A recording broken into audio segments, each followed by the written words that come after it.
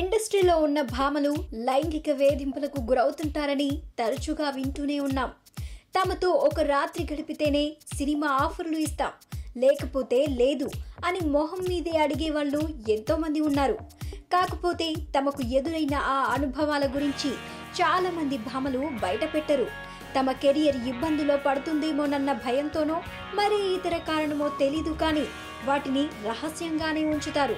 అయితే కొందరు మాత్రం అలాంటి సంఘటనల గురించి ధైర్యంగా చెప్పేస్తారు. వారిలో రెజినా కూడా ఒకరు.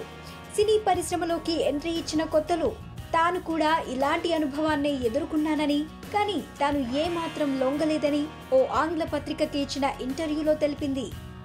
రెజినా మాట్లాడుతూ, 7 ఏళ్ల క్రితం నేను ఒక తెలుగు సినిమా షూటింగ్లో బిజీగా ఉన్నాను. ఓ రోజు నాకు తమిళ ఇండస్ట్రీకి సంబంధించిన ఒక వ్యక్తి నుంచి ఫోన్ వచ్చింది. తాను నిర్మాత అని పరిచయం చేసుకున్నాడు. తనకు తమిళ సినిమాలో హీరోయిన్ గా నటించే అవకాశం ఇస్తానన్నాడు. కానీ ఆ ఛాన్స్ కావాలంటే కొన్ని అడ్జస్ట్మెంట్స్ చేయాలన్నాడు. అతడు నేరుగా చెప్పలేదు, కానీ అతని అభిప్రాయం ఏంటో అర్థమైంది. అప్పుడు నేను వెంటనే ఫోన్ పెట్టేశాను అని చెప్పుకొచ్చింది.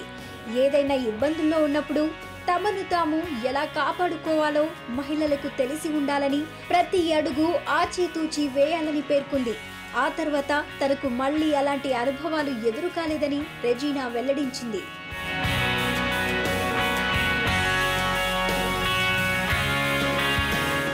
ఈ వీడియో గనక మీకు నచ్చినట్లయితే లైక్ చేయండి, కామెంట్ చేయండి, షేర్ చేయండి.